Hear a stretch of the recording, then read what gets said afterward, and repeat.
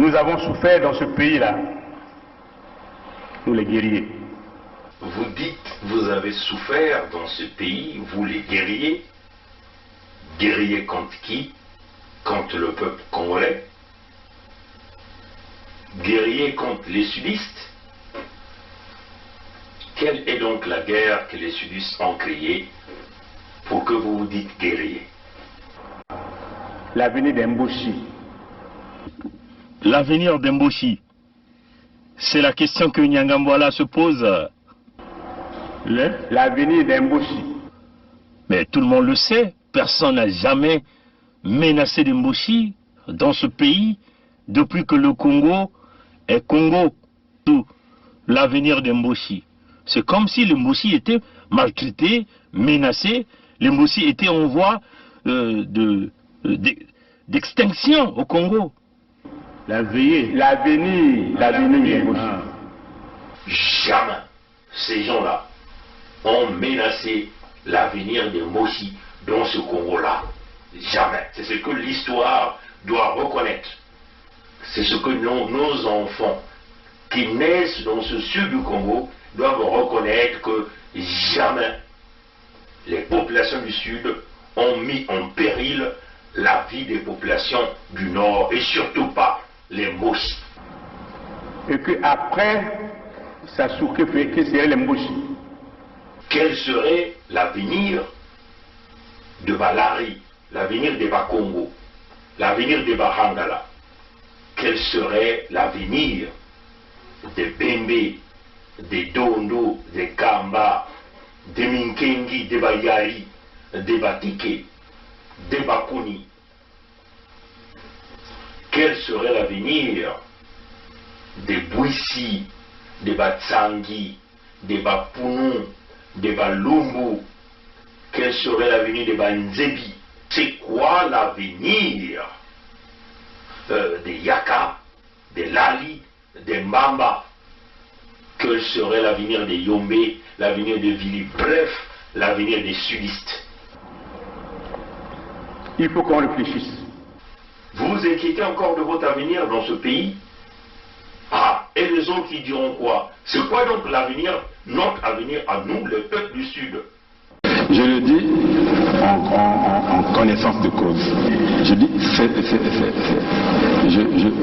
je sais comment nous sommes organisés. Vous, vous êtes organisé. Davira le dit. Je sais. Vous savez comment nous sommes, comment l'armée est organisée.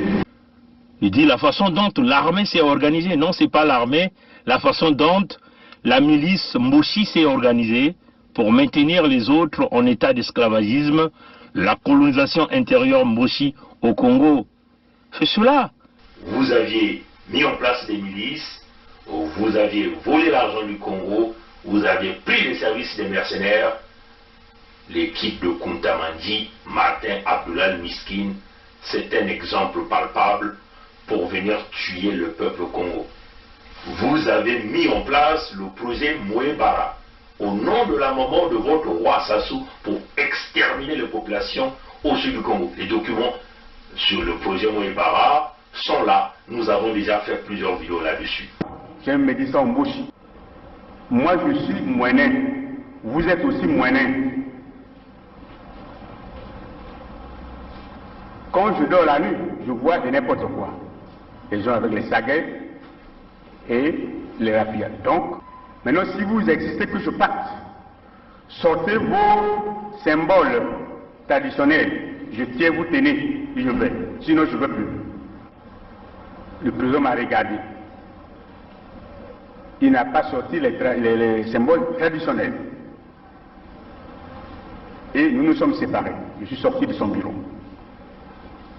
Ils viennent vous dévoiler leur plan qu'ils ont mis pour maintenir les autres en statu quo.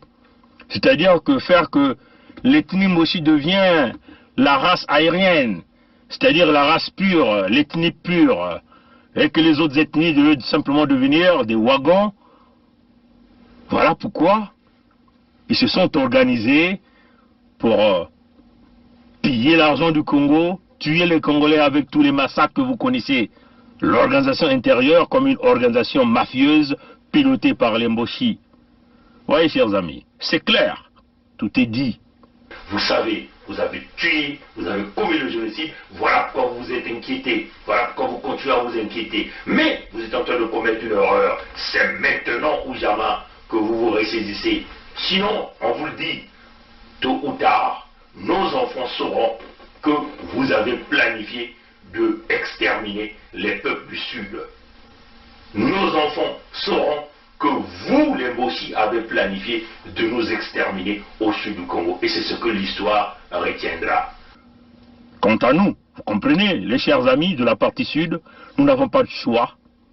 L'unité du Sud serait notre moyen de mettre terme à ce projet mis en place par les Mboshi, la colonisation intérieure du Congo, le pillage des ressources naturelles, le massacre des populations, l'expropriation de nos populations sur nos terres.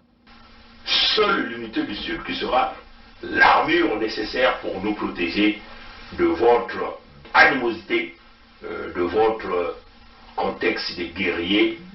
Un Congo qui n'a jamais eu de guerre avec les autres pays, mais vous êtes les guerriers contre le peuple du Sud qui est toujours désarmé. Nous qui vous avons donné les terres, nous qui vous avons donné à manger, nous qui vous avons donné les emplois, nous qui vous avons donné les enfants, les femmes et les maris. Alors nous nous disons, nous allons nous renfermer dans l'unité du Sud parce que c'est notre unique façon de s'en sortir.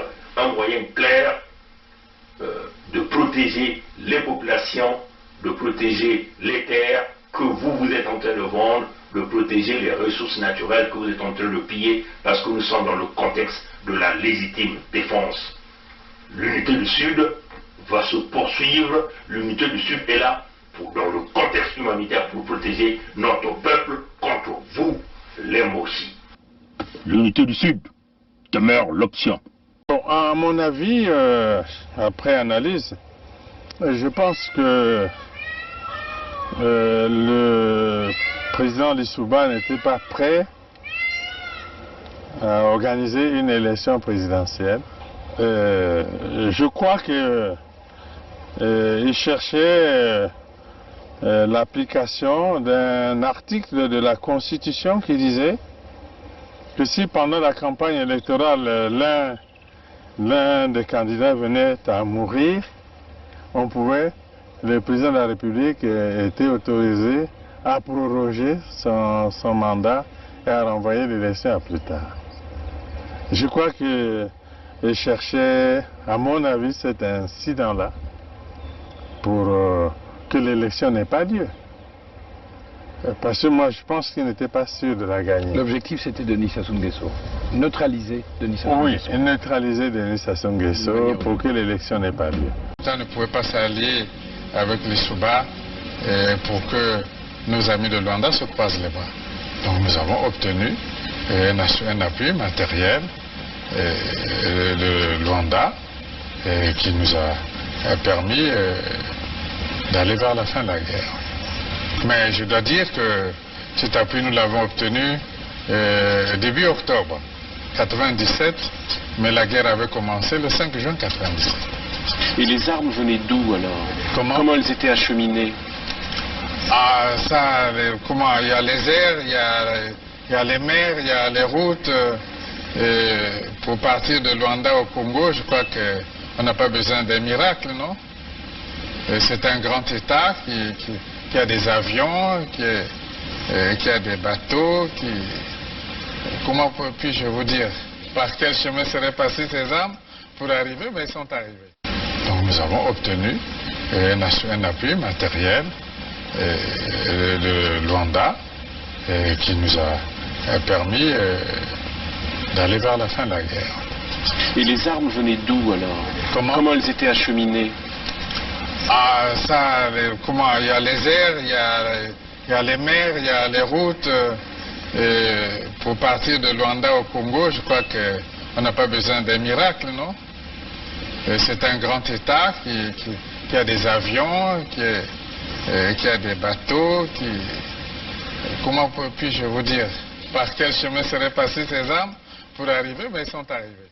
Donc nous avons obtenu un appui matériel de Luanda qui nous a permis d'aller vers la fin de la guerre. Et les armes venaient d'où alors? Comment elles étaient acheminées? Ah, ça, il y a les airs, il y a les mers, il y a les routes. Pour partir de Luanda au Congo, je crois qu'on n'a pas besoin d'un miracle, non? C'est un grand État qui a des avions, qui a des bateaux, comment puis-je vous dire? Par quel chemin seraient passées ces armes pour arriver? Ben, ils sont arrivés.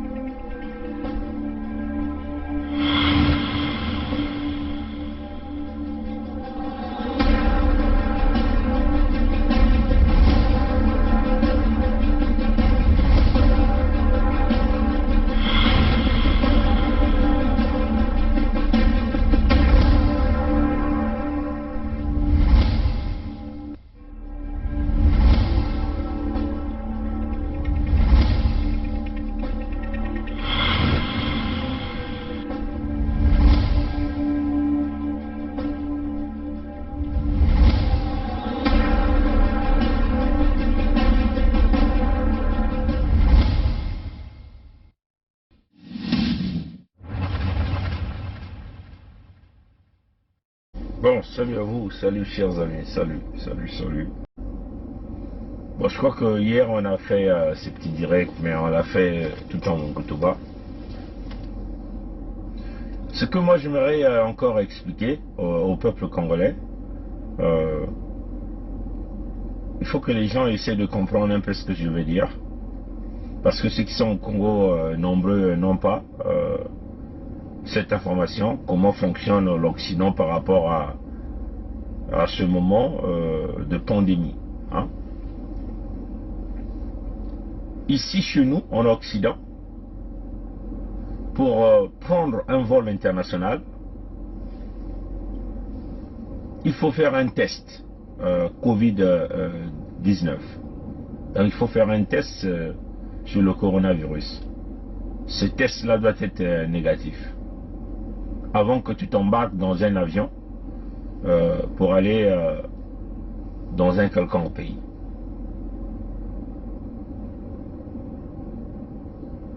Et c'est devenu une règle internationale à l'heure où nous sommes en train de parler.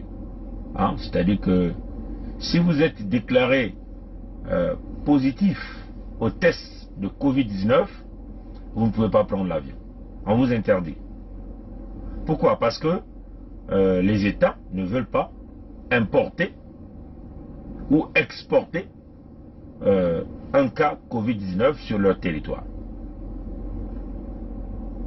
Et l'Union européenne, c'est la même chose. Hein, vous voulez aller dans les États de l'Union européenne, c'est la même chose. Même ceux qui sont au Congo d'ailleurs, hein, ceux qui veulent prendre le vol de Air France, hein, ou je sais pas, au Congo, ça fait beaucoup des années, des dizaines d'années que je n'ai plus mis pied là-bas. il faut faire le test, hein, selon ce que nous entendons de notre peuple ou des gens qui voyagent. On a entendu des gens, non, mais il fallait aller faire le test avant de voyager. Donc ça signifie que, avant que vous ne quittiez le Congo, vous devez être négatif par rapport à la pandémie coronavirus. Est-ce qu'on s'entend là, hein? Je crois qu'on s'entend très bien. Vous comprenez là où je suis en train de venir. Bon, cela signifie quoi? Cela signifie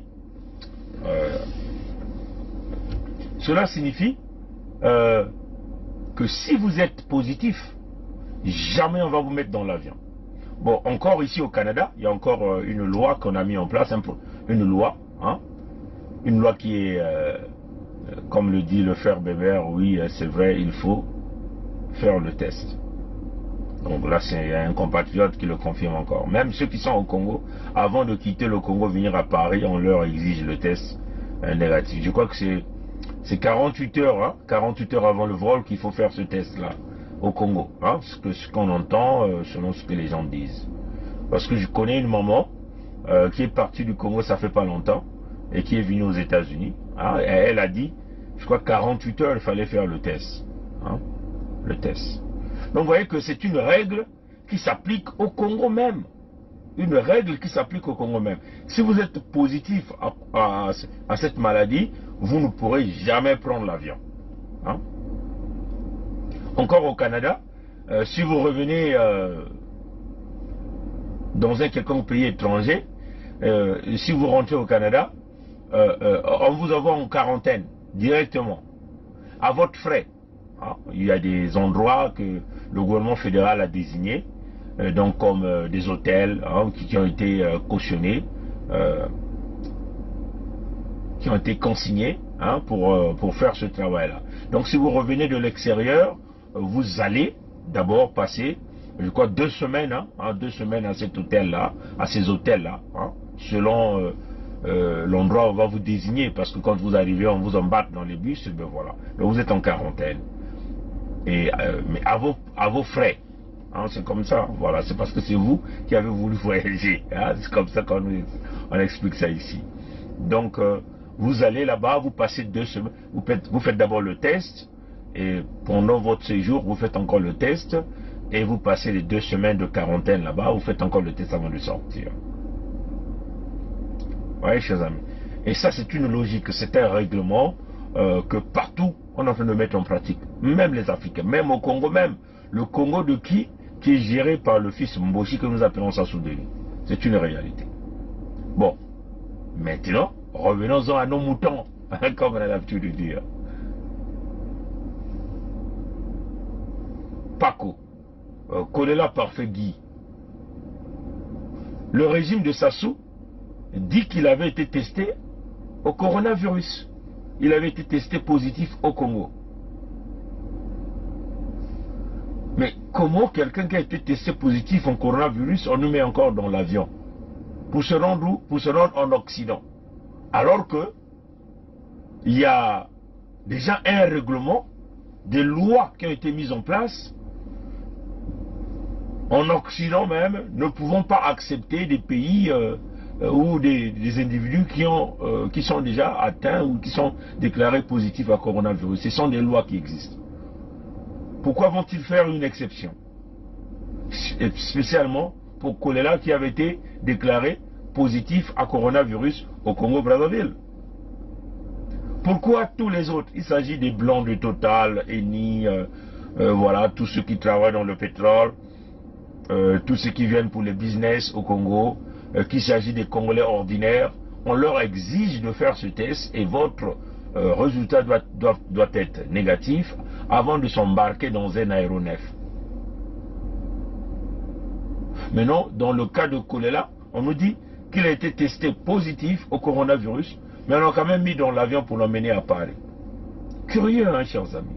Ça, c'est simplement les zones d'ombre que nous sommes en train d'éclairer à l'ensemble de notre communauté. D'abord la communauté noire que nous sommes, la communauté africaine en particulier, et puis la communauté congolaise aussi.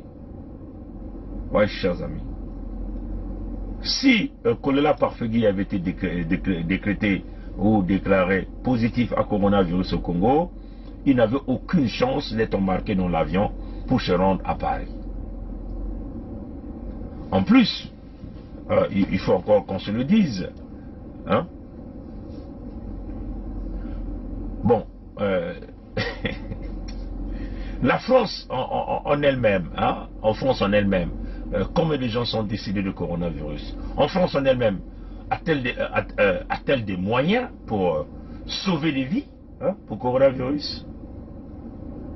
Alors que la plupart des médecins, des professionnels, ont démontré que ceux qui vivent dans les climats chauds ont beaucoup plus de chances de survivre. Hein. Nous qui avons déjà été piqués par les moustiques, nous qui avons déjà beaucoup pris le traitement de malaria, ça c'est selon les experts. Vous voyez, chers amis. Donc, nous pensons que cette thèse-là, que le régime de Brazzaville, oui, on ne fait pas d'examen médico-légal sur un corps atteint de coronavirus. Voilà, ça c'est le docteur John Nogoma qui venait de le dire. On ne fait pas des examens médicaux sur un corps atteint de coronavirus. Parce que nous avons tous vu ces simulations, la plupart de tous qui ont le coronavirus, apparemment, on brûle les corps. Hein, d'après ce qu'on dit. Je ne sais pas si c'est tout le cas. Ouais, chers amis. Et nous savons que bon, ça c'est. On est d'abord au Congo. On va rentrer donc en France après. Hein. Vous voyez, donc déjà par cet argument-là, vu qu'il y a des lois qui ont été mises en place, ces lois-là exigent que vous puissiez avoir un test strictement négatif avant qu'on vous embarque dans un aéronef. Et dans le cas du Congo, et même les Congolais ordinaires qui voyagent aujourd'hui, qui viennent en France, partout ailleurs, on leur exige le test de coronavirus. Bon, maintenant que Sassou a fait le test à choléra parfait, celui que vous appelez Paco, il est positif, mais on l'embarque quand même dans un aéronef pour l'emmener à Paris. C'est absurde. Ça, c'est faux. En plus, si vous voyez encore les photos, hein, les photos qui circulent quand nous avons vu choléra parfait allongé avec un respirateur ou un masque qui lui permettait de bien respirer. Vous voyez qu'il y a un monsieur qui est à côté, je ne sais pas si c'est un visiteur ou un docteur, qui tient la main du malade. Et le malade n'a pas de gants, et lui-même aussi n'a pas de gants. Donc moi je considère que ce n'était plus le malade, c'était maintenant le cadavre qui était déjà là allongé. Est-ce que la prise de cette photo, c'est une façon de démontrer que bon, ou un signal, un message qu'on nous faisait passer? J'y crois. Hein, j'y crois que en voyant cette photo-là à Surex, hein, la clinique Surex, j'ai l'impression que ces photos-là qui sont sorties après étaient un message qu'on nous faisait passer. C'est-à-dire l'individu qui était dans cette photo voulait passer un message à celui qui l'avait envoyé, ou encore passer un message à ceux qui ont assassiné choléra parfait, donc à Sassou, pour dire mission accomplie, je l'ai avec lui, comme vous le voyez je le tiens, c'est le cadavre que je tiens, il n'est plus en vie. C'est comme ça que moi j'analyse ça. Bon, vous pouvez interpréter ça comme vous voulez, mais il n'y avait pas de raison de faire une photo pareille là, ça n'avait pas de sens. Hein? Cette photo là c'était un message pour dire je confirme, ce n'est plus qu'un corps désormais, il a perdu la vie. Hein? C'est comme ça que moi je vois cette photo. C'est comme ça que moi je vois cette photo. Donc en plus c'est strictement interdit. Quelqu'un qui est atteint de coronavirus, les médecins doivent prendre toutes les précautions, même pour les visiteurs. Apparemment même on interdit même des visiteurs, parce que quand la personne est déjà internée à l'hôpital, les visiteurs ne peuvent plus être là. Curieux qu'on n'a même pas vu la photo de son épouse, hein, de son épouse aux côtés de choléra parfait qui était atteint de coronavirus. Ah, chers amis. Parce que là, nous sommes en matière de droit. Quand vous êtes au tribunal, le rôle des avocats, c'est de démontrer, sortir toutes les zones d'ombre, expliquer. Et c'est ça qui va faire convaincre le juré qui est là pour vous donner gagnant au procès. Et donc, nous ici, nous faisons ce travail-là d'analyse avec notre petite connaissance de la langue française. Hein? Et on essaie de donner ces éléments-là à la famille, à la communauté congolaise, aux amis de Guy Parfait Kolela, à sa famille aussi. Hein? Donc, si l'individu n'a pas de gants, il tient la main du malade ou du cadavre, tout de suite il y a des conclusions qu'il y a quelque chose de flou qui est là. Hein? Il y a quelque chose de flou. Et moi j'y crois que c'était le cadavre qu'on nous présentait et ce monsieur-là faisait passer un message à ceux qui avaient commandité l'assassinat de Kola Parfait Guy par empoisonnement. Bon, regardons donc, bon, je crois que l'avion là, on a déjà montré, hein, avec même les publications réalisées par Monde Afrique, selon leurs investigations, selon leur système baie vitrée, tout le monde voit tout le monde écoute tout le monde parle à tout le monde. Ils ont fait tout ce travail, cet avion n'était pas médicalisé. Bon, là encore, c'est le côté criminel. Et c'est d'ailleurs ce qui fait même que, quand cet avion est arrivé au Bourget, c'était le corps qui est arrivé, ils ont fait tout ce qu'ils avaient fait. Les enquêteurs français ne se sont même pas intéressés sur l'avion, parce qu'après, ils ont fait disparaître les traces de l'avion, ce Falcon 100, qui n'était pas un avion médicalisé. Pourquoi?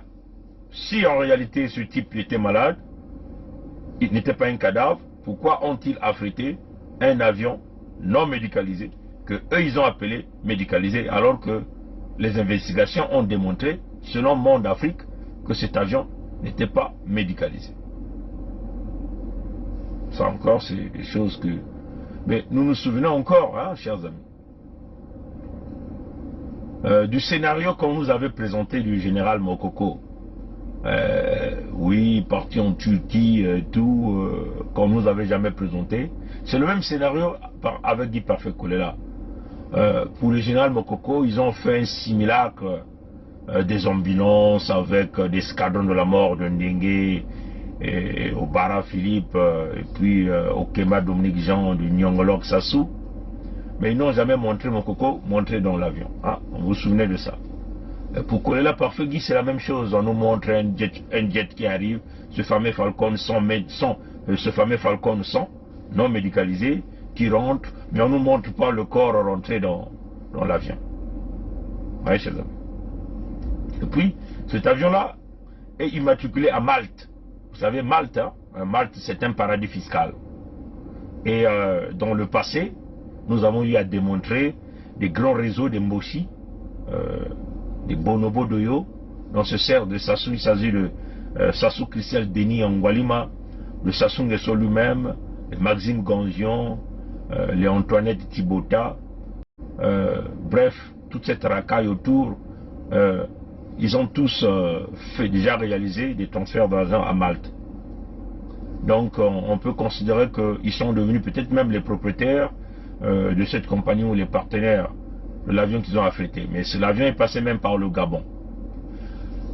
Là j'ouvre une parenthèse, ça c'est pour les amis gabonais. Nous tenons à vous informer que les Moshi ont fait désormais du Gabon leur pays de secours et de protection.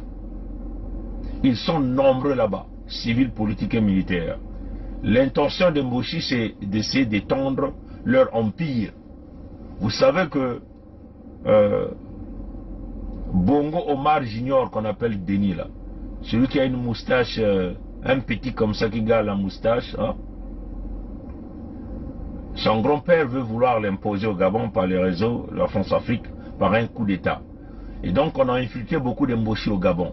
Alors, bien sûr, les Koro-Koro, donc les Koro-Koro c'est qui? Ce sont les Fumboshi, les Onzimba, les milices qu'on a injectés au Gabon, et eux qui vont donc accompagner cette opération-là quand ça sera prêt. Donc au peuple gabonais, à nos frères et sœurs du Gabon, parce qu'au Gabon aussi nous avons beaucoup de peuples Congo. Hein? Les Bapounous sont les peuples Congo. Hein? Ils sont là-bas, ils sont nombreux là-bas.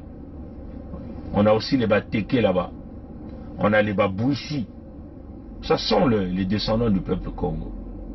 D'ouvrir grandement les yeux avec ces Moshi-là qui veulent extendre leur empire jusqu'au Gabon et à prendre votre pays. Hein, à prendre votre pays. C'est ça leur ambition. Du côté, puisque vous voyez chez nous, hein, il y a des Aïrois qui sont à côté. Hein. Ils veulent maintenant envahir hein, tout autour de Kiki Ongwalima. Vous allez voir qu'il y a des Aïrois qui sont là-bas. Tout autour de Claudia. Là encore, une autre voleuse. Il n'y a que des Aïrois qui sont là-bas. Donc ces gens-là ont une ambition diabolique hein, de vouloir dominer la sous-région. C'est ça leur intention. Bon. En plus, cet avion-là, quand c'est arrivé, quand Mokoko avait été envoyé en Turquie, entre guillemets, il était parti seul. Son épouse n'était même pas partie là-bas.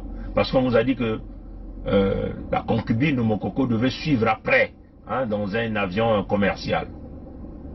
Pourquoi? Parce que, apparemment, les règlements ne veulent pas qu'on puisse incorporer quelqu'un qui est atteint du coronavirus avec d'autres passagers sains, peut-être accompagné de son médecin. Ouais, chers amis. Voilà pourquoi son épouse n'a pas été embarquée. Bon, si Kolela avait le coronavirus, on va supposer que ses enfants vont être atteints, parce qu'il a vécu dans sa maison avec son épouse, donc son épouse va être atteinte, les enfants seront atteints, tous les proches qui ont fait la campagne avec lui devaient donc montrer les signes de coronavirus. Parce qu'il était à tout moment avec eux. Les gardes de corps, hein, les gardes de corps que la Commission nationale électorale dépendante du PCT lui avait accordé selon leur loi électorale.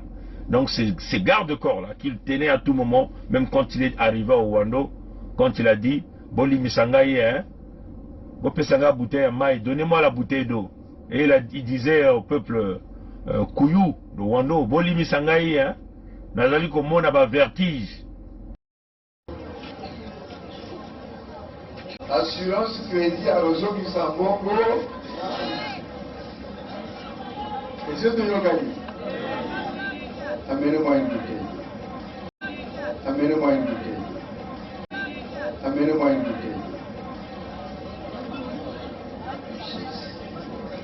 Allez.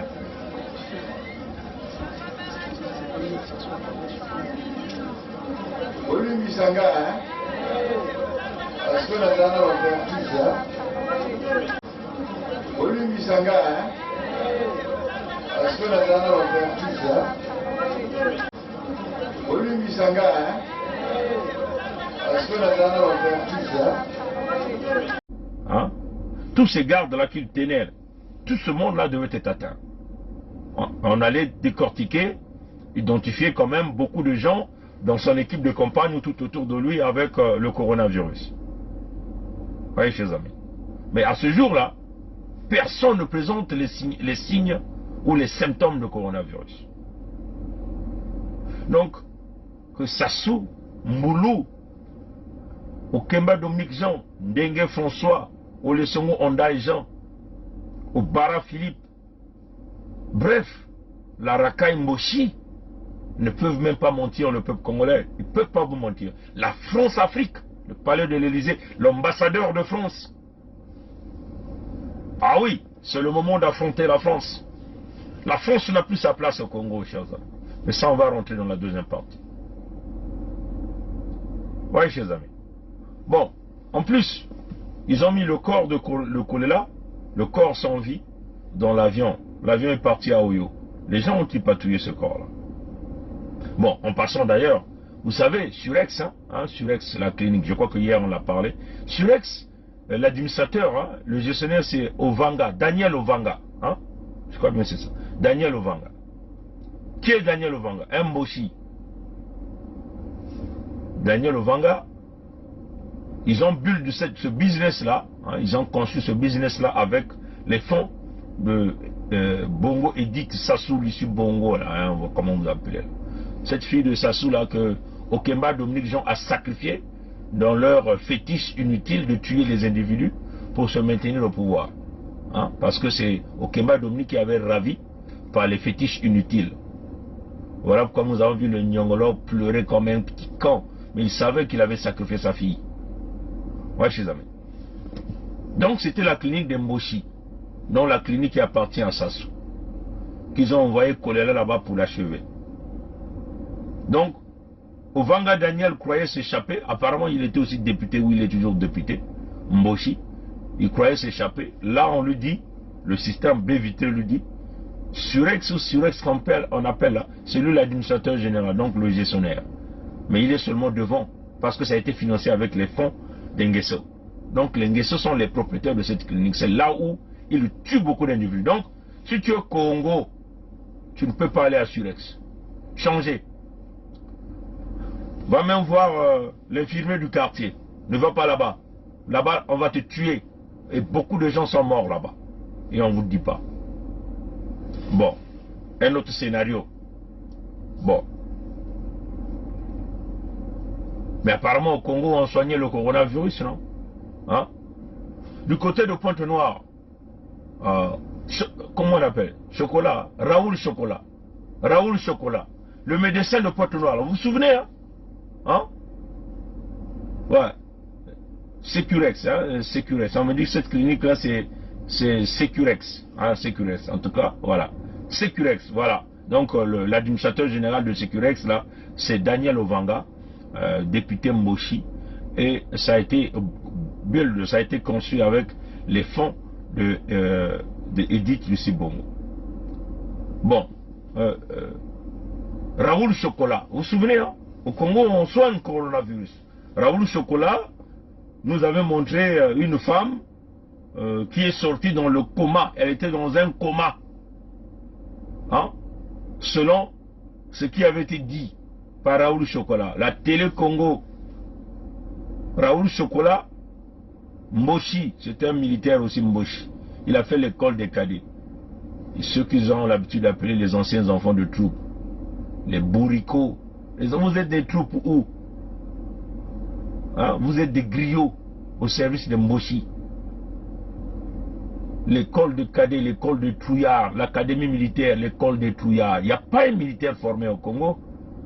Oh, ancien enfant de troupes, AET, des bourricots. Moi, Mikaya Pongi 7, j'ai une formation militaire plus que ce que vous avez fait au Congo. Vous voyez, chers amis. C'est ça la réalité. Vous voyez? Voilà, donc, Raoul Chocolat, vous avez montré une dame. Il avait dit Raoul Chocolat. On va encore vous sortir cette vidéo-là.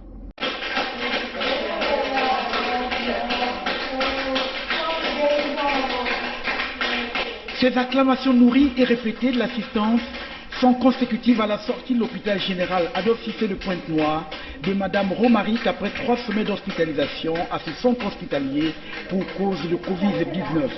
Là, vraiment, Dieu a fait grâce. Avec les docteurs aussi, je remercie Dieu.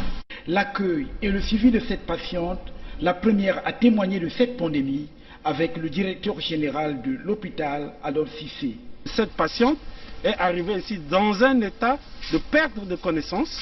Elle a été oxygénée, elle a été prise en charge avec tous les médicaments et voilà aujourd'hui on assiste à sa sortie.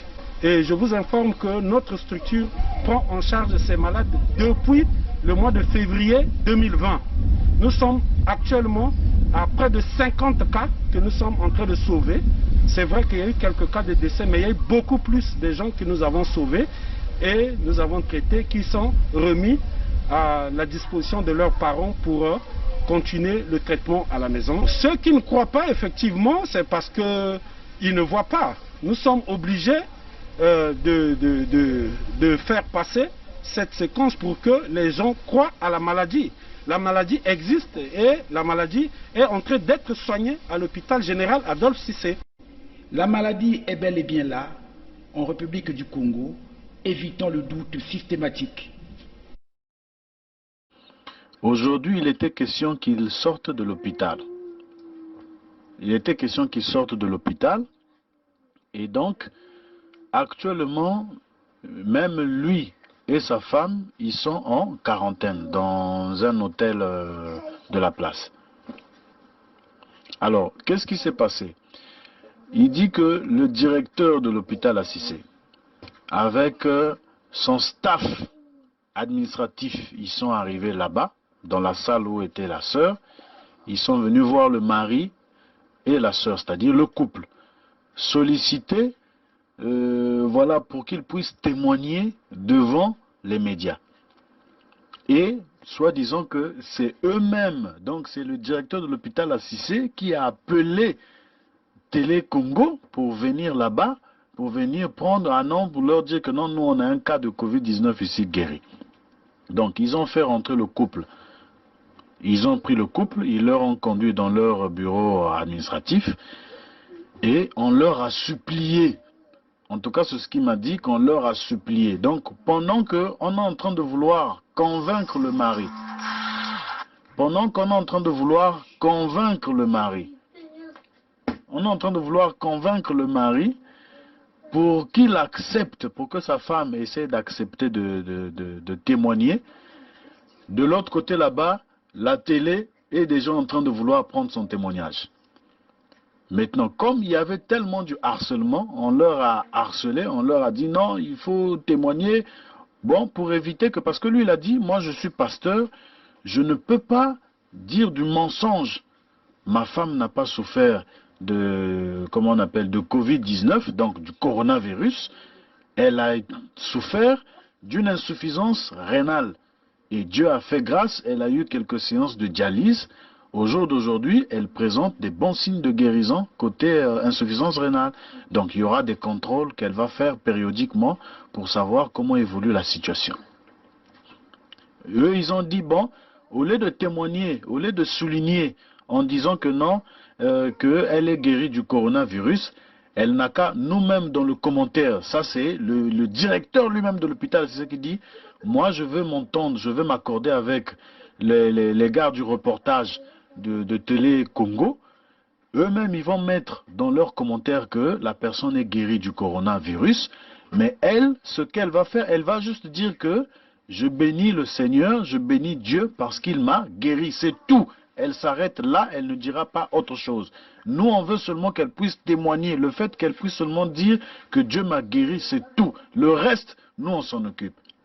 Maintenant, je lui ai demandé, est-ce qu'il y a eu la force publique derrière vous? Il m'a dit non. C'est juste le corps administratif de l'hôpital à Cissé et des médecins et tout ça qui leur ont entouré et leur ont supplié de faire ce témoignage-là parce que, soi-disant qu'ils étaient sous la pression de Brazzaville. Ils étaient sous la pression de Brazzaville, donc on leur demande de falsifier des témoignages puisque ça commence à être visible au vu de tout le monde. Qu'il y a des gens qui sont guéris, mais on n'en voit pas. On n'en voit pas. Et donc, il m'a dit que vraiment, beaucoup de gens sont même en train de l'appeler rien que pour ça, parce que pour lui, c'est vraiment une honte. Une honte, le fait de l'avoir obligé à faire un tel témoignage. Donc, je reprends encore que Télé Foufou a diffusé des fausses informations. Elle n'a jamais souffert du Covid-19. Jamais. C'est du pur et simplement mensonge. Qu'il soignait les cas coronavirus. Nombreux 100% des cas soignés au Congo. Mais curieux, choléra, le corona, on l'envoie en France. On ne l'a pas envoyé chez Raoul Chocolat, à l'hôpital à Cissé, à Pointe-Noire. Ouais, chez eux. Bon, vous mettez la femme à l'intérieur de l'avion, vous mettez deux médecins, c'est pas un autre, avec un autre député. Il y a même un député qui accompagnait le corps, que ça soit donné la mission. Le corps de Kolela à Paris. En complicité avec l'ambassadeur de France. Mais l'ambassadeur de France là devait être déjà même chassé. Vous devez le chasser là-bas au Congo. Et ça la réalité. Il a participé au crime et au camouflage du crime. C'est ça la réalité. Ils ont amené le corps en France. Donc, la France venait là d'importer un cas coronavirus sur son territoire. Mais la France elle-même ne respecte plus ses lois parce qu'elle exige le terme de rentrer sur son territoire. Quand même curieux, hein, chers amis. C'est là où je dis, mais vous vous moquez de qui? Il se moque de qui là? Macron. Mais c'est quoi cette escroquerie? Yves Le Drian. C'est quoi cette escroquerie là?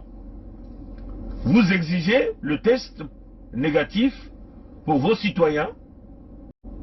Monsieur Macron, votre escroquerie ne tient plus. Parce que à vos concitoyens, vous exigez, ou même tout homme qui veut rentrer dans votre territoire, vous exigez un test négatif de coronavirus.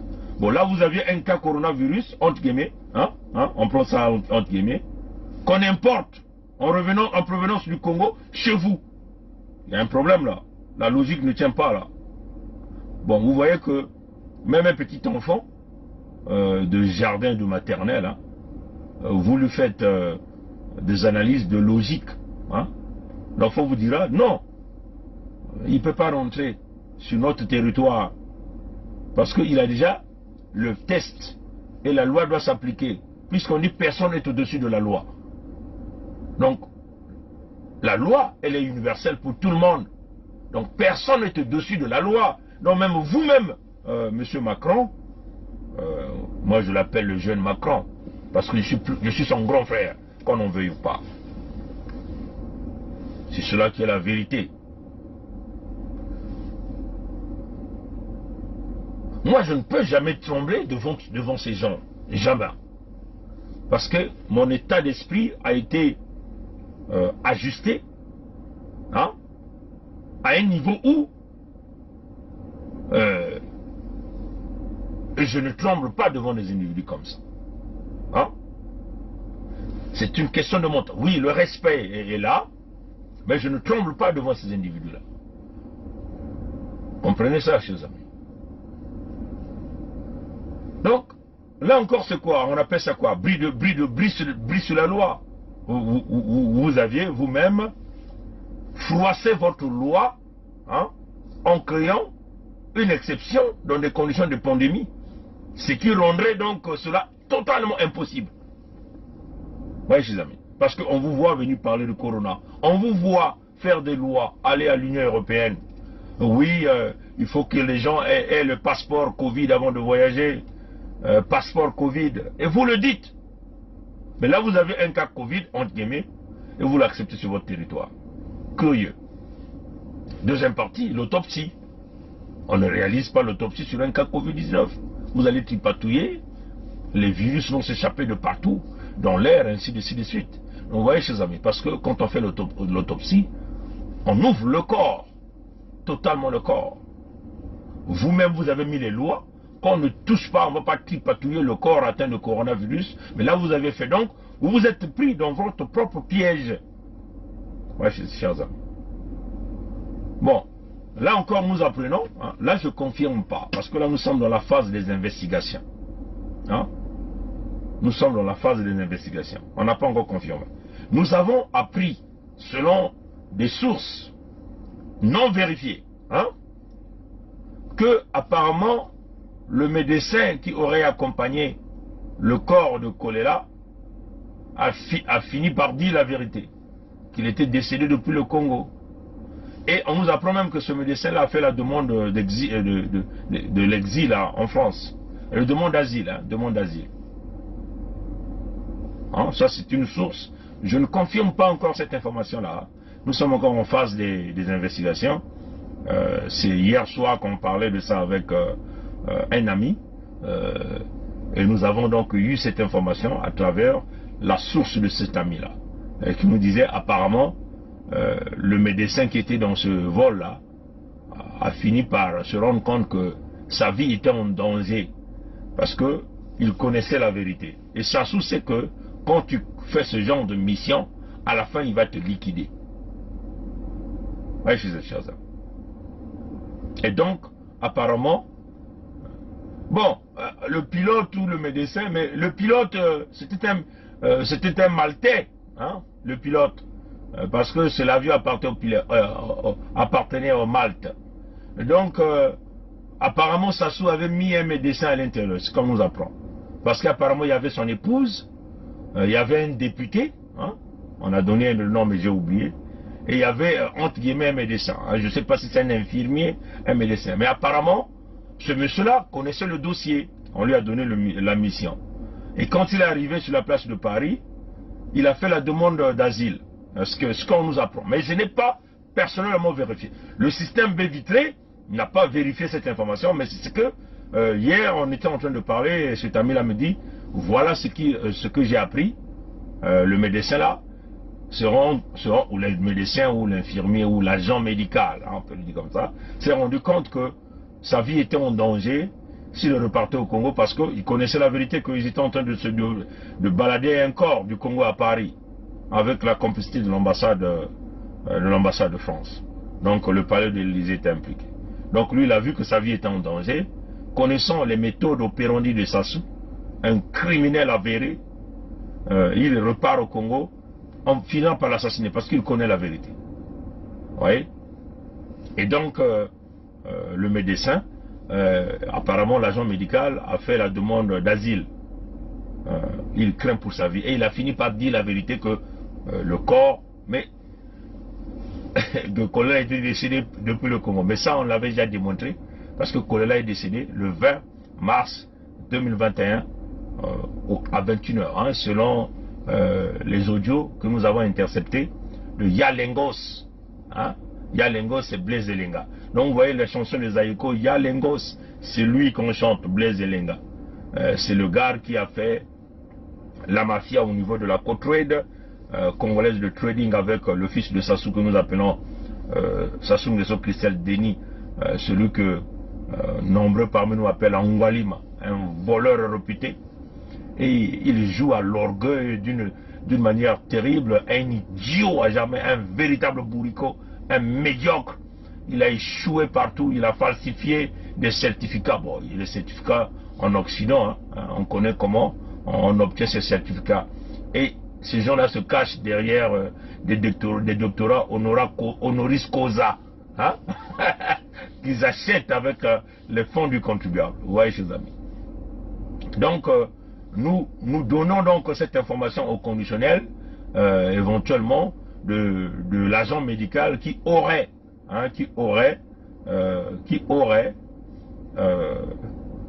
fait la demande d'asile, hein, excusez-moi, qui aurait fait la demande d'asile en France, parce qu'il a fini par dire la vérité, se sentant en danger, connaissant les méthodes opérandies de Sassou, il a dit, si je partais au Congo, comme je connais la vérité, ils finiront par m'assassiner, ou bien sûr par empoisonnement, parce que ces gens-là, c'est comme ça qu'ils vont opérer. Donc il a fait la demande d'asile, il a fini par dire la vérité. Bon, c'est au conditionnel, hein. Alors, je le répète, pour notre crédibilité, le système B vitré, nous ne confirmons pas encore l'information, mais nous allons continuer. Maintenant, une deuxième partie, c'est que la femme de Kolela doit savoir la vérité. Elle connaît toute la vérité. Elle sait que l'époux est décédé depuis le Congo, mais elle ne veut pas dire. Elle sait aussi que le corps de l'époux est passé par Oyo, mais elle ne veut pas le dire. Elle joue le rôle de qui? De Céline Ngwabi, hein, qui connaît la vérité sur la mort de Marien Ngwabi, hein, et elle a fermé sa bouche. Elle est restée maîtresse de Sassou jusqu'à aujourd'hui, jusqu'à faire même un enfant avec Sassou. Et Sassou est allé même au mariage, là, hein, tout ça on a vu ça. Donc nous pensons que, elle s'appelle qui la femme de Kolela, parfait, Nathalie Kolela. Je sais que c'est pas une façon de la froisser. Elle est en deuil, elle a perdu son époux. Mais c'est une question de rétablissement de la vérité. Hein?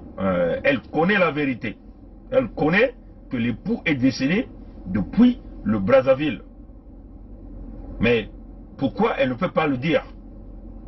Hein? Va-t-elle avaler ce secret-là comme Ngwabi Céline? D'ailleurs, même pourquoi même on appelle même Ngwabi? C'est même déjà même quoi son vrai nom? Celle qui était la femme de Ngwabi, qu'on appelle Céline, qui connaissait la vérité sur l'assassinat de son mari, l'heure même de l'assassinat. Peut-être même qu'elle était même présente, peut-être même c'est elle qui avait même préparé les organes de Ngwabi pour servir à Sassou, pour que Sassou mange. Parce que ça, c'est des femmes démons.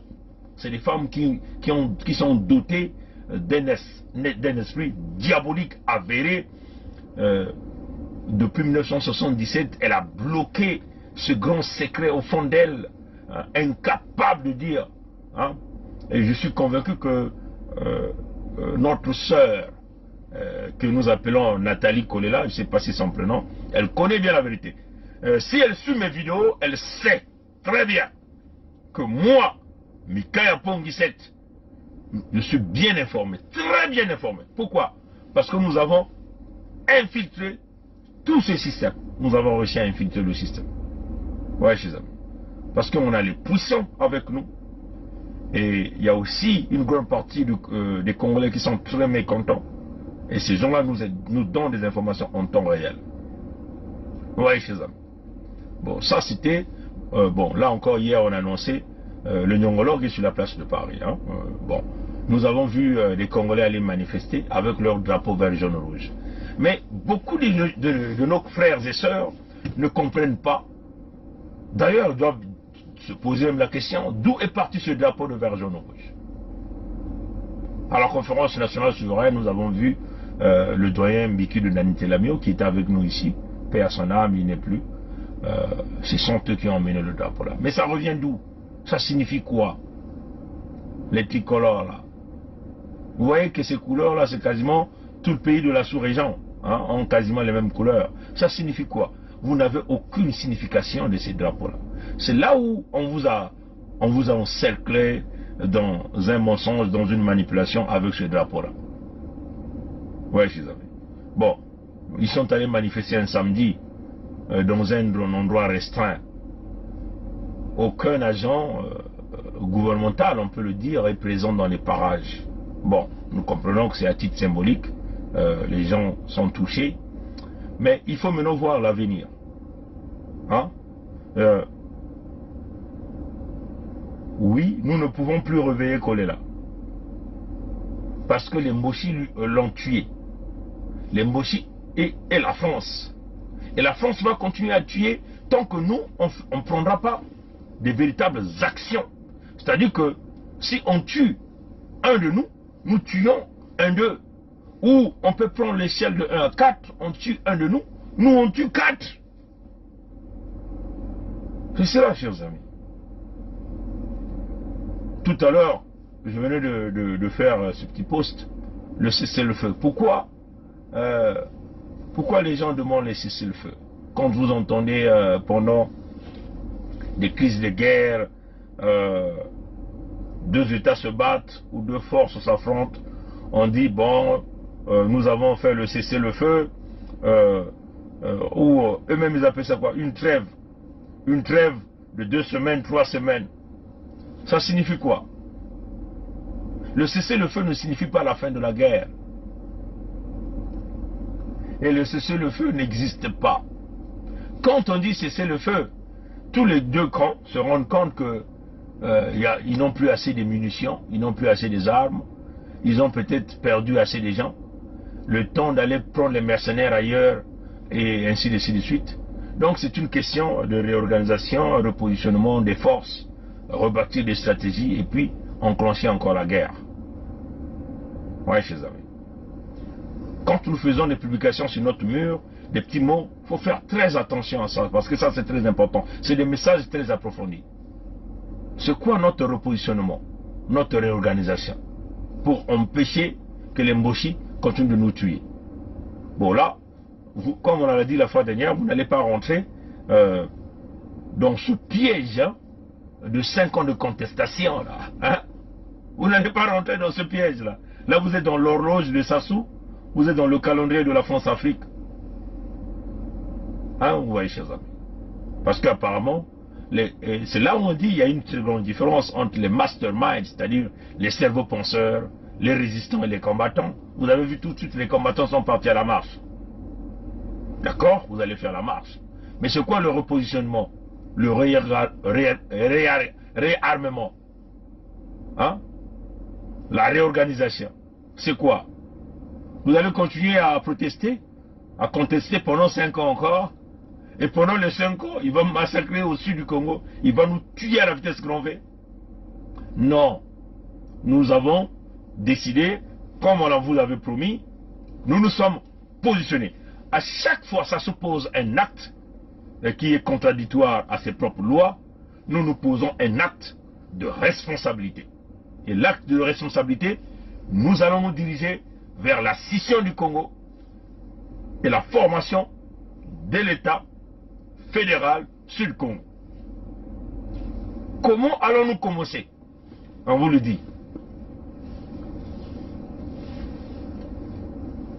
Les aînés qui ont commencé ce projet ne l'ont pas fait de la bonne façon. Et moi j'ai compris que les aînés qui avaient commencé cette affaire ont fait simplement du chantage pour aller prendre l'argent auprès de Sassou. Et ils ont eu cet argent-là. Ils n'en parlent plus, ou ils en parlent superficiellement. Mais là, nous sommes positionnés sur l'axe Luango-Loudima-Kinkala. Ça doit se former en un sud fort, fédéral, démocratique.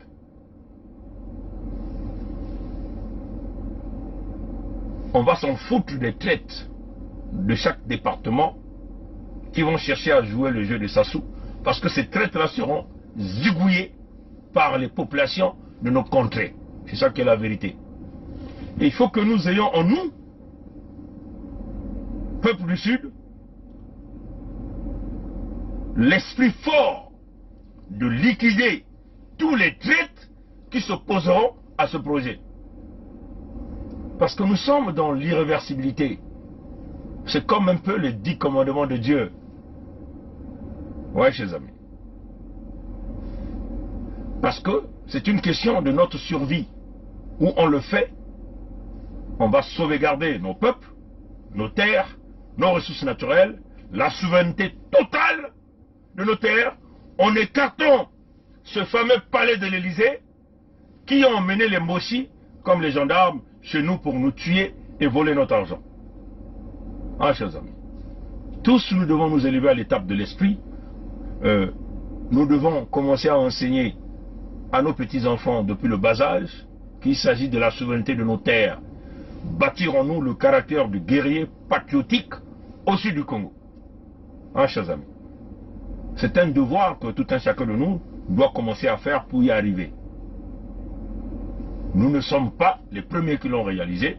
Nous avons vécu dans cette cohabitation pendant plus de 60 ans, mais voilà là où nous sommes. Ouais, chers amis. Moi, je m'en foutre des gens qui ne vont jamais aimer ce visage. Mais nous, le projet, c'est à sens unique. On ne va plus reculer. La première étape, comme on l'a dit hier en Kikongo, on va mettre en place une pétition. Peut-être demain, j'ai promis mettre ça, on a discuté avec les amis, ils sont tous d'accord, on a discuté avec les Congolais de l'ombre, quelques partenaires de l'ombre, ils sont tous d'accord d'aller sur ce chemin. Donc demain dimanche, la pétition sera en ligne. Nous avons besoin de 500 000 signatures dans cette pétition. Je dis bien, peuple congolais, au sud du Congo, hein, nous avons besoin de 500 000 signatures dans cette pétition. Nous ne vous demandons pas l'argent. Nous vous demandons simplement de signer cette pétition. Mettez vos noms en toute intégralité. N'ayez pas peur. Parce que si même une pétition qui est en ligne et vous refusez de signer, c'est que vous allez toujours continuer à accepter les Mboshi au sud du Congo. Donc maintenir la France-Afrique chez nous. Alors que l'axe Luango, Loudima, Kinkala, le chemin ancestral, c'est le chemin par lequel nous allons avoir notre protection. Parce que nos ancêtres n'ont jamais trahi leur terre. Ils ont signé les accords coloniaux, ils ont été dupés. Mais nous allons réinitialiser le temps. Nous allons mettre terme à ces accords coloniaux avec la France. Donc, allez chercher la souveraineté totale. Nous allons abolir tous les accords que nos ancêtres ont signés du côté de Luango, du côté de Loudima ou du côté de Kinkala. Du côté de Luango, on a de très bons partenaires. On a les rois Tikaya Zinga Ier et Makosso V. Souvenez-vous, la bataille de Luango, c'est ça qui ferait que les Mboshi sortent. Pourquoi? Parce qu'il y a ce fameux pétrole-là, ce fameux gaz-là, qui tue les enfants. Pourquoi? Parce qu'il y a ce port-là qui fait rentrer les armes nécessaires pour tuer nous, descendants du peuple Congo. Ouais, chez eux. Et les rois Tikaya Zinga Ier et Makosso V sont des véritables partenaires qui ne tergiversent pas, qui sont droits et qui sont d'accord avec ces mouvements. Déjà, eux, ils ont déjà même décrété la souveraineté du royaume de Luango depuis le 7 juin 2020. Ouais, chers amis. Voilà pourquoi vous avez vu, les rats étaient sortis du royaume. Nous allons le faire. D'ailleurs, les jours qui viendront, l'Élysée recevra la lettre de notre part qui retire les pays du Niari et le Poul dans ces accords coloniaux. Donc la souveraineté, nous mettons terme à ces accords-là. Et nous allons avancer ensemble avec vous. Donc, nous n'avons pas besoin de votre argent. Pour le moment, nous vous demandons de signer la pétition. C'est tout ce qu'on vous demande de faire. Signer la pétition. Alors si on n'arrive pas à atteindre les 500 000, ça sera difficile pour nous d'avancer, d'aller loin. Parce que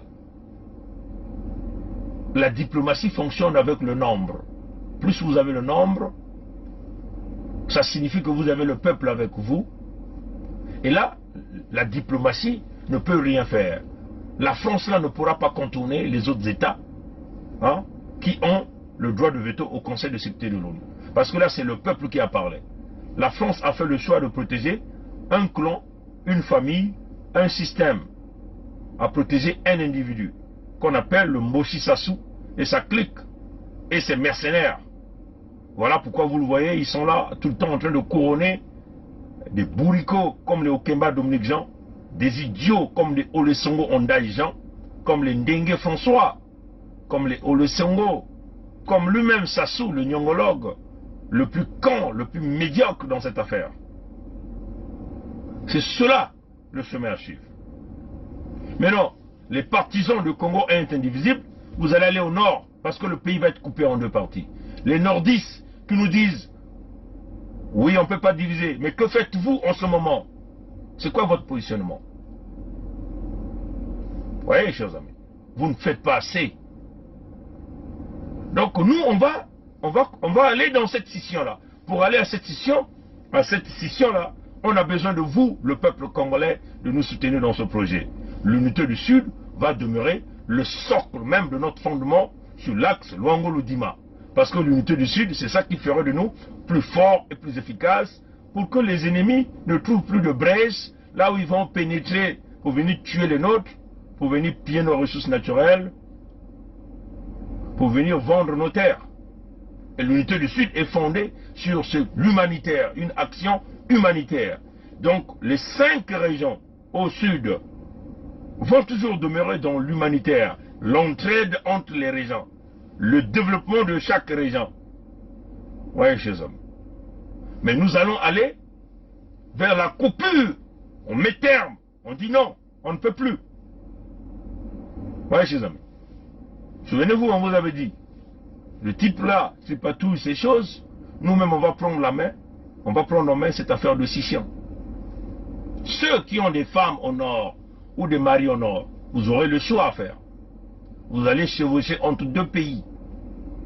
Donc, la loi va s'appliquer à tout le monde. Mais l'État du Sud, ça sera un État. L'État fédéral du Sud-Congo, ça sera un État où la loi va primer. Personne ne sera au-dessus de la loi. Il n'y aura pas de chef d'État. Il n'y en aura pas là-bas. C'est un État fédéral où les régions vont vouloir se positionner d'une manière économique, avec la force économique. C'est cela la vision. Vous voyez, chers amis. Nous allons le faire. Les Soudanais l'ont fait. Hein? Ils continuent de vivre. Les Coréens l'ont fait. Ils continuent de vivre. La ville de Monaco est totalement indépendante. Mais elle est où? Elle est dans Paris, non? Hein? Le Vatican est où? Est dans l'Italie, non? Hein? On le fait parce que nous ne voulons plus qu'on tue les nôtres. Nous ne voulons plus qu'on pille les nôtres. Nous ne voulons plus qu'on vende nos terres, nos eaux, nos forêts. Hein? C'est une question de survie. Même les animaux, quand ils sentent que l'endroit est menacé, l'animal se déplace. Il va chercher un endroit où il va vivre dans la quiétude, dans la paix, dans le calme. On ne peut pas continuer de laisser des individus qui ont fracassé. Là, le voilà qui vient en catimini au palais de l'Élysée. Qu'est-ce qu'il vient faire? Donc, vous allez encore rentrer dans 5 ans de contestation avec Sassou. Pendant ce temps, notre peuple se meurt au sud. Pendant ce temps, les terres sont vendues au sud. Pendant ce temps, les ressources naturelles sont pillées à la vitesse grand V. Je vous ai toujours dit, si jamais la société française CGG qui fait tous ces sismiques 3D à travers leur avion confirme le Moshi qu'il y avait le pétrole de boue de Ngoki existe bien, Sassou lui-même va décréter la scission. Il va le faire. Ce n'est pas pour rien qu'il est en train de bâtir Oyo, parce qu'il a l'intention de faire de Oyo la capitale du Nord. Ils vont aller très vite avec ça. Si on leur confirme que ce fameux pétrole de Ngoki existe, il fera la scission, parce qu'il n'aura pas envie de partager ce pétrole-là, comme lui-même le dit, qui rapportait 997 000 barils par jour. Vous voyez ça? Donc 4 fois la production du pétrole de Maluango. S'il confirmait ça, si réellement il y avait le pétrole, Sassou va décréter la scission. Mais avant de décréter la scission, il va faire quoi? Il va vendre les terres du Sud aux étrangers pour nous mettre en difficulté. Et si vous le laissez là, pendant les 5 ans là, vous allez oublier le Sud. Donc il faut aller vite. Donnez-nous les 500 000 voix, signatures, et nous allons prendre le reste. C'est tout ce qu'on vous demande. En plus, parce que comme nous allons rentrer dans une phase d'une intense diplomatie avec beaucoup de voyages, peut-être à un certain moment, on va demander de l'aide pour ceux qui pourront faire les donations pour aider les groupes des avocats, des juristes, et nous qui partirons pour faire valoir la cause du Sud Congo. Il faut mettre de côté la France. Il faut se positionner. Et nous sommes dans cette merde, c'est à cause de la France. Tous les locataires du palais de l'Élysée sont contre nous, complotent contre nous. Tous les hommes d'affaires français qui font leur business au Congo sont contre nous. Toutes les multinationales. Même Eni, on vous a toujours dit. Le plus grand investisseur de Eni, c'est qui? C'est le Vatican. Voilà pourquoi vous avez vu l'église catholique à la bouche hermétiquement fermée. Il faut mettre terme, il faut se détacher de la France. Il faut se détacher de Eni. C'est ça qu'il faut faire, mes chers amis. Et ça doit être dans nous. Le patriotisme. Quand vous voyez les Américains dans leur patriotisme, c'est comme ça. Voilà pourquoi nous avons sorti les symboles de la résistance. On a sorti le drapeau. Parce qu'il faut s'inspirer quelque part. Les Américains, quand ils portent leur drapeau, ils se sentent forts, ils se sentent fiers. Le patriotisme. Nous avons sorti les symboles de la résistance, le drapeau de l'unité du Sud. Soutenez ce drapeau, achetez ce drapeau, parce que là nous sommes en train de travailler sur le website qui va donc vous faciliter, par un clic, directement l'acheter, allez acheter ce drapeau-là. Pourquoi on le fait? Parce que, puisque je crois que Eddy me fera un direct spécial pour expliquer au peuple congolais comment ces choses-là fonctionnent, parce que il faut trouver aussi des mécanismes pour financer la résistance dans cette phase que nous sommes en train de partir. Au lieu que vous nous donnez l'argent, nous avons préféré mettre quelque chose à vendre, comme du fundraising, comme on dit. Relever des fonds, quelque chose à vendre. Donc il y aura des t-shirts, il y aura des casquettes, il y aura tout. Tout cet argent ira dans la résistance pour que nous puissions arriver à notre projet. Bon, il faut le dire que dans tout ce qui sera vendu, nous n'allons quasiment rien bénéficier parce que la fabrication c'est pas nous, l'emballage c'est pas nous, l'expédition c'est pas nous. Il y aura une dividende qui va rentrer dans le compte de la résistance pour que nous puissions aller. Mais c'est des sommes dérisoires parce que les drapeaux se seraient vendus à 15 $, ce qui ne représente quasiment rien en euros, 15 $, peut-être 8 €, je sais pas comment ça va être. Ouais, chers amis. Donc, le côté finance, ce n'est pas d'avoir l'option pour le moment. On peut commencer avec nos petits moyens de bord, comme d'habitude on a l'habitude de faire, d'essayer de regarder avec les budgets familiales, ajuster, prendre les billets, aller de gauche à droite, payer les hôtels avec. On n'a jamais demandé de l'argent congolais sur ça. Mais là, nous sommes dans une phase de détermination. Pour le moment, nous vous demandons de nous donner ces 500 000 signatures dans cette pétition que nous allons lancer. Cette pétition sera en ligne. Contactez les parents qui sont au Congo. Les parents qui sont au Congo. Ils doivent signer la pétition. Tout le sud du Congo, tout le monde doit signer la pétition.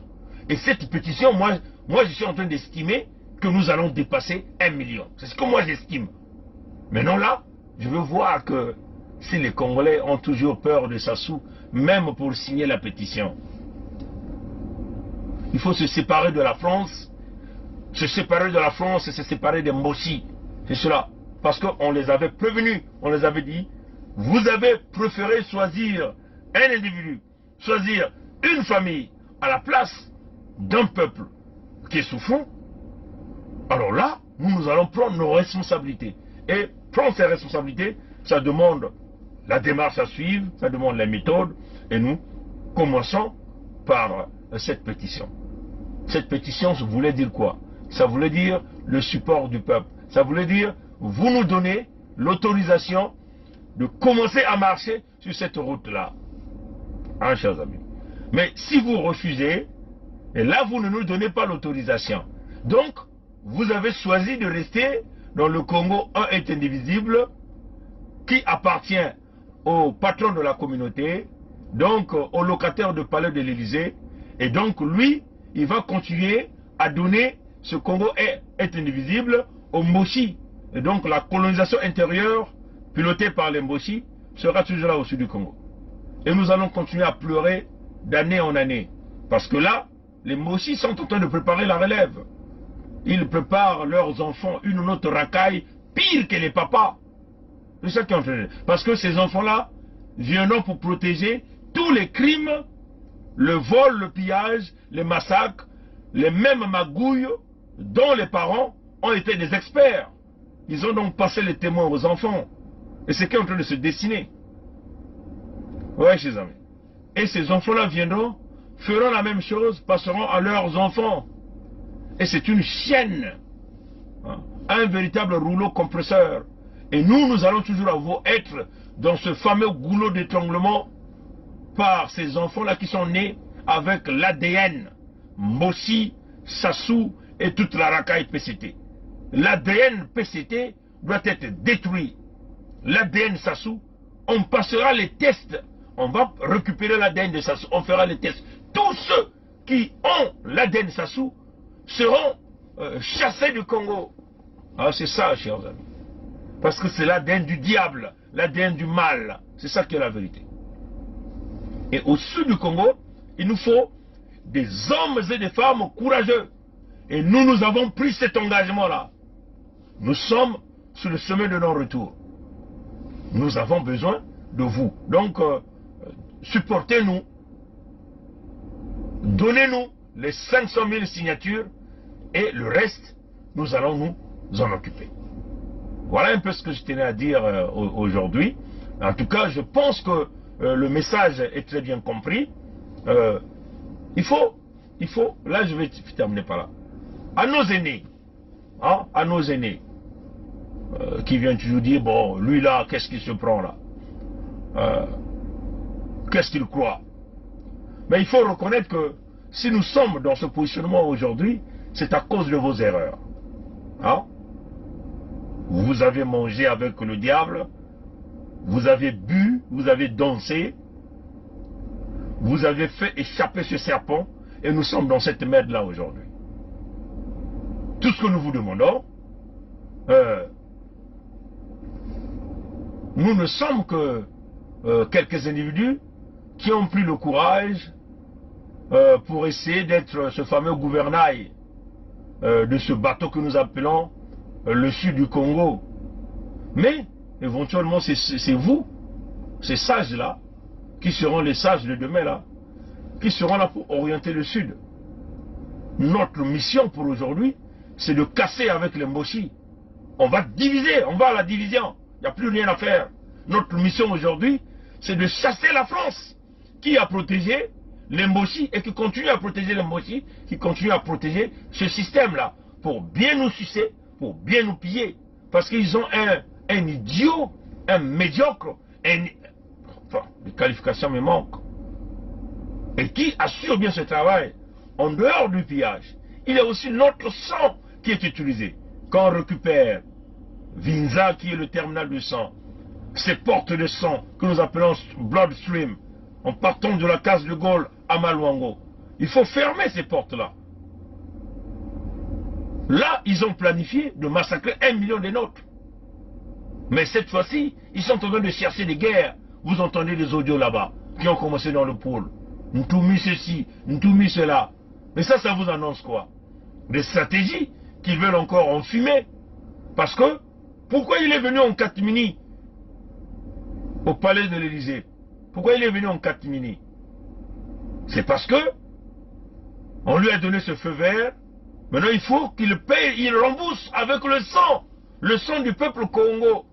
Les descendants de lui-même.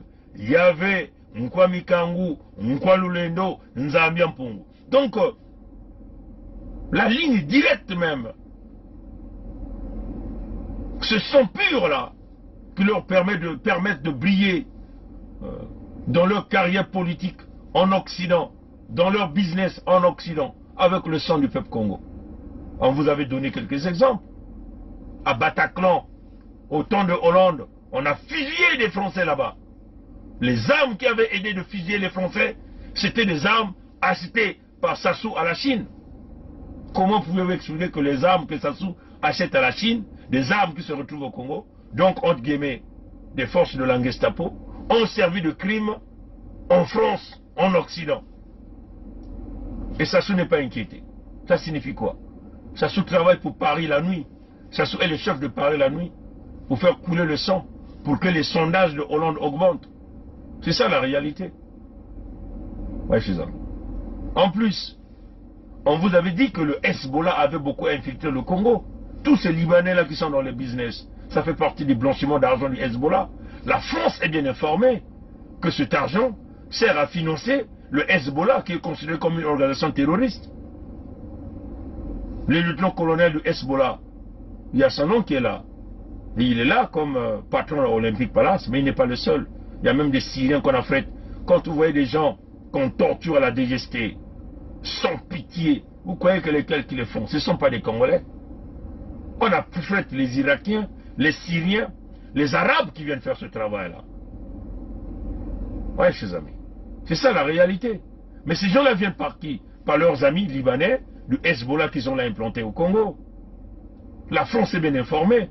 Même les assaillants qui ont tué les gens à Bataclan, on a identifié 200 000 euros, 200 000 dollars. Il faut que je ne sais pas trop, parce que c'est écrit sur le document, je n'ai pas le document avec moi. Je peux encore vous le confirmer. C'est ça la réalité. Voilà. L'argent là est parti d'où? Est parti du Congo. Ouais, chers amis. Est parti du Congo. Les enquêteurs français sont partis au Congo. C'est quoi? Qu'est-ce qu'ils ont fait? Ben, ils ont fermé l'enquête. Ils ont protégé Sassou. Ils ont protégé leurs alliés. Parce que cette mission, c'était simplement de rehausser la cote de popularité de Hollande. C'est ça la réalité. Donc là, il y a une élection qui s'approche en France. Il faut donc que Emmanuel Macron, sa cote de popularité rehausse. Mais pour le faire, qu'est-ce qu'ils ont besoin? Ils ont besoin du sang. Et ce sang-là va provenir d'où? Bien sûr le Congo, le sang du peuple Congo. C'est ça la réalité. Voilà. Donc je viens de retrouver le document. Voilà. C'est ça. Voilà. Monsieur Ryan Talal était un ex-colonel proche du Hezbollah libanais. Et il est le patron de Olympique Palace au Congo. Quand il a explosé UTA, là encore, il continue de se pavaner. Hein? Donc les crimes sont commis en France. Et l'enquête ne dit rien. Nguesso continue de pavaner parce que c'est un agent de la France-Afrique. La journée, il joue un rôle. La nuit, il joue un rôle. Mais avec notre sang, il faut qu'on arrive à le bloquer. Donc notre problème, nous avons deux problèmes au Congo. Nous avons la France, par le biais de Total, par le biais de la CFAO, par le biais de tous ces intérêts français au Congo. On va couper les relations diplomatiques, on n'en a pas besoin. Il faut être dur, c'est clair. Une réponse nette avec les Français. Il faut aller aux classes avec les Français. Il n'y a pas de champ de manœuvre. Mais non, nos aînés qui sont sur la place de Paris, qui vont pleurnicher auprès de l'Élysée pour qu'on en mette en fonction, on n'aurait plus la place là. Parce que là, le Sud n'a plus besoin de vous. La France a monté ses limites. Il faut couper. Il faut couper. Oui, chers amis. Donc, on se dirige vers la pétition et nous osons croire que vous allez nous soutenir. Merci d'avoir suivi ce direct. La lutte continue. Le peuple gagne toujours. Ingeta. À la prochaine. Grand peuple du grand royaume de Luango, grand peuple allié et frère du grand sud Congo. C'est le digne successeur du grand roi Mani Makosso Tikosso au sein du collège royal du Luango, chapeauté par Sa Majesté Makosso V et Sa Majesté Tikaya Zinga Ier, qui reprend la parole aujourd'hui 23 janvier 2021. Nous sommes en guerre. Une guerre qui nous a été imposée par le sous-préfet français du bord de la Lima depuis plusieurs années maintenant, disons depuis plusieurs décennies. Notre peuple, nos peuples courent à sa perte, à sa disparition si nous ne réagissons pas. Ne passons pas de la parole, du droit légitime aux actes. En effet, nous avons longuement discuté, répondu à la provocation et à l'action de l'ennemi par des écrits et avec notre langue. Mais il importe, il sied de constater que nous n'avons pas été écoutés comme nous le voulions par la communauté dite internationale qui, in fine, seront complices d'une extermination, d'un génocide. Nous n'avons pas également été écoutés par des personnes dont nous pensions qu'elles détenaient encore en elles une parcelle d'humanité, c'est-à-dire la diaspora du Nord, la diaspora Moshi, installée sur nos terres, les terres léguées par nos ancêtres. Mon rôle, en tant que chef, en tant que guide de mon peuple, est d'être au-dessus de la mêlée. Cependant, être au-dessus de la mêlée ne veut pas dire assister passivement, sans rien faire, à l'assassinat et à la disparition de son peuple. Par conséquent, face à cette oppression permanente, nous devons, conformément au décret royal numéro 4, promulgué et entré en vigueur le 24 décembre 2020, non seulement réagir, mais aussi et surtout contre-attaquer. Tous les Moshi et leurs alliés, supporters du mal, ne sont plus les bienvenus sur nos terres, sur les terres léguées par nos ancêtres. Ces Moshi et leurs alliés, de gré ou de force, doivent sortir, être expulsés de nos terres. Face aux armes de guerre, nous devons réagir et contre-attaquer avec tous les moyens à notre portée. Pétrole domestique, allumettes, pavés, bâtons, etc. N'importe comment, il s'agit de ne plus croiser les bras et subir l'action du gang des barbares. Nous sommes en guerre parce que la guerre nous a été imposée. Si nous avons gagné spirituellement et juridiquement cette guerre depuis le 7 juin 2020, il s'agit maintenant de gagner physiquement face à un ennemi déjà terrassé, mais qui donne l'apparence contraire pour tenter de regagner un second souffle. Grand peuple du grand royaume de Luango, grand peuple allié et frère du grand sud Congo, agissant maintenant, car demain il sera trop tard.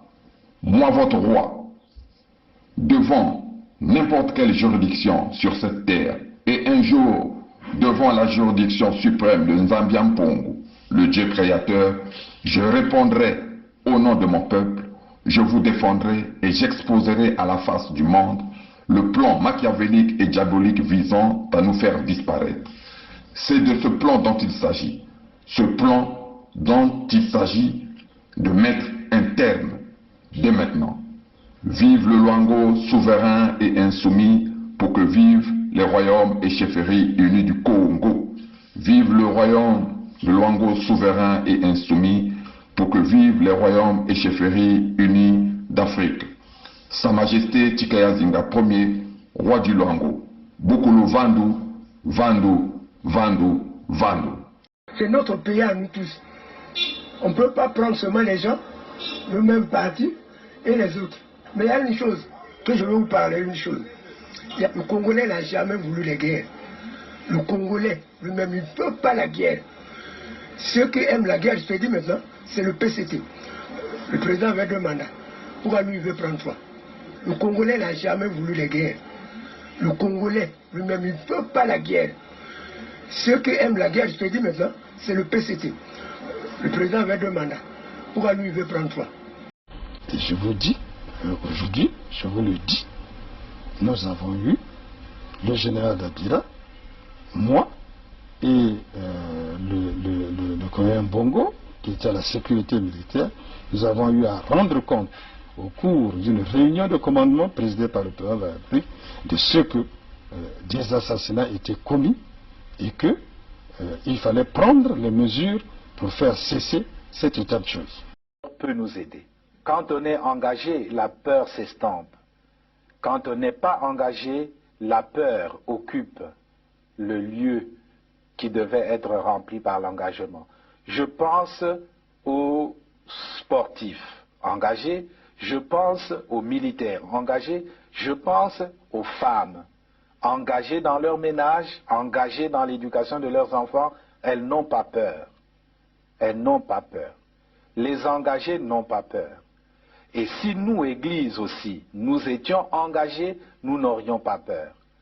Même sans être Saint Ignace qui désirait le martyre, nous serions audacieux pour dire aux politiciens, même aux politiciens de nos ethnies propres, que ceci n'est pas bon. Quitte à ramasser des gifles, quitte à être persécuté, mais on n'aurait pas peur. Je pense que la peur, c'est l'expression d'un vide, d'un manque d'engagement. Et donc d'un manque d'amour. Parce que celui qui aime ne peut pas ne pas s'engager. Quand on aime Dieu, on s'engage. Quand on aime la nation, on s'engage. Quand on aime les autres, on s'engage. Quand on n'aime pas, pourquoi s'engager?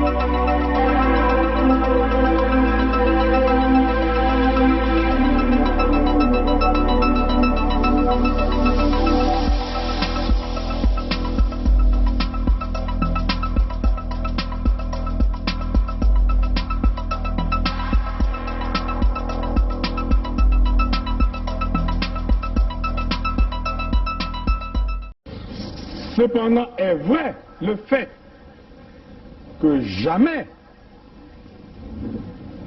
je ne pourrais accepter que la Constitution soit violée. J'insiste pour dire que lorsque la Constitution est violée, les démocrates ne doivent pas l'accepter. Jamais. Jamais. Et jamais nous n'accepterons qu'un gouvernement censuré organise les élections dans un pays. Et nous prenons l'opinion internationale à témoin. Jamais. Jamais nous n'accepterons que soient organisées des élections hors la loi. Partout ailleurs en Afrique où les dirigeants se sont permis de méprise sur ces questions, ces dirigeants ont plongé leur peuple dans les drames que nous connaissons. L'espèce de conseil constitutionnel qu'ils ont mis en place à la hâte pour les manipulations politiciennes que vous observez, l'avis du Conseil constitutionnel, c'est un coup d'État constitutionnel. Plus de 70 ans, on n'est plus éligible. Et pour moi, c'est un principe cardinal, le respect de la parole donnée. Accusé d'Abira, puisque vous dites que c'est Nyangambwala qui est à l'origine, qui a pris l'initiative du coup, du complot, et vous êtes informé de ce que votre ami et président de la République, sa vie est en danger. Et le danger provient de sa garde, du patron de sa garde. À qui avez-vous donné cette information?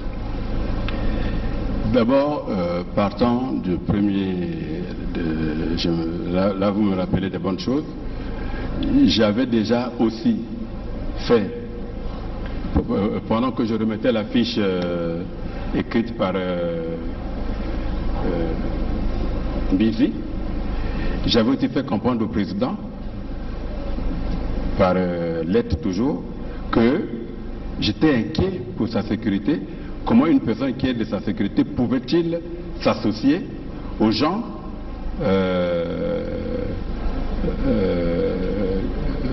de l'extérieur qui aux rebelles? Pardon? J'avais déjà envoyé, en même temps que j'envoyais la fiche dont on a parlé sur les armes, le Mbizi là, j'avais aussi, maintenant que je me rappelle, j'avais aussi écrit au président, lui disant que je m'inquiétais du fait que il avait derrière lui quelqu'un qui a donné des armes aux rebelles. Quand il y a eu l'attaque, oui. En 2016 Bon. 2000, en 2016 16, oui, d'accord. Hein? Oui, oui. Avril 2016. Bon. La situation avec Nyangambwala, ça remonte, à vous dire, entre fin octobre 2017 et début novembre 2017. Oui. C'est bien cela. Dans cette période-là, aviez-vous fait une fiche au chef d'État qui est votre ami? Je vous ai dit ceci, j'étais encore en train de creuser parce que la première fiche que j'avais envoyée n'a jamais de suite. Il n'a jamais de suite. Et la deuxième? Voilà, et Nyangambwala était toujours était toujours derrière lui. Donc je me dis, bon écoutez, peut-être que je n'ai pas convaincu suffisamment, mais je verrai. Est-ce que vous aviez fait une deuxième fiche relative à cette situation de Nyangambwala au président? Vous l'avez fait? Non, je n'avais pas encore fait une fiche. Vous n'avez pas fait de fiche? Parce que tout à l'heure, vous disiez que l'idée vous est revenue, bon, vous avez fait une fiche. Donc vous n'aviez jamais fait de fiche à ce sujet? Non, je parle de l'affaire des armes, hein, donc L'affaire des armes, vous avez déjà fait la fiche depuis 2016. Mais nous sommes dans l'affaire du complot. Avez-vous fait le fiche au chef de l'État, qui est votre ami? J'étais encore en train de... Parce que déjà, quand je lui dis déjà que celui qui est derrière vous là est dangereux, vous lui avez dit quoi? Je crois que 6 mois, 7 mois ou 8 mois avant, donc quand nous avons fait cette fiche. Mais moi je ne sais pas quand vous avez fait cette fiche, c'est à vous de le dire. Peut-être qu'en avril-mai. Hein? Peut-être qu'en avril-mai, avant que. Aussitôt après les attaques des ninjas. Oui, mais les attaques des ninjas, depuis que ça avait commencé, tout Congolais sait ce qui s'est passé réellement. Oui. Hein? Et votre fiche, vous l'avez faite quand? Là, c'est-à-dire que, au fait, ce qui s'est passé réellement, je crois que le procureur de la République est dans la salle. Hein? Il a suivi quand vous avez fait la fiche au président? Non. Mais il a quand même convoqué. Il a quand même convoqué Nyangambwala, qui ne s'est jamais présenté. Le général Norbert Dabira poursuit ses explications en ajoutant que c'est le général Nyanganga Timbwala qui fournissait les armes au pasteur Ntoumi. Le général Norbert Dabira poursuit ses explications en ajoutant que c'est le général Nyanganga Timbwala qui fournissait les armes au pasteur Ntoumi. Le général Norbert Dabira poursuit ses explications en ajoutant que c'est le général Nyanganga Timbwala qui fournissait les armes au pasteur Ntoumi.